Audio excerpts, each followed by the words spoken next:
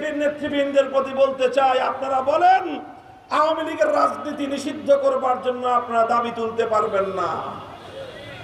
আপনারা বিএনপির ওই সকল শত শত হাজার হাজার গুম খুন হত্যাকাণ্ডের শিকার নিহত শহীদদের সাথে গাদ্দারি আপনারা করতে পারেন, এদেশের জনগণ গাদ্দারি করতে পারে না।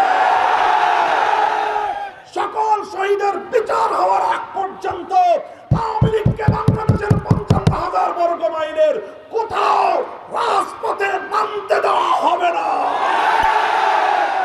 এগুলো আমাদের স্পষ্ট বক্তব্য। আমরা নির্বাচন এবং সংস্কার প্রশ্নে আমাদের বক্তব্য পরিষ্কার করেছি। আগে প্রয়োজনীয় সংস্কার হতে হবে। সংবিধান সংস্কারের যে উদ্যোগ গ্রহণ করা হয়েছে, সেই উদ্যোগ অনুযায়ী ৭২-এর বাকশালী সংবিধান বাতিল করে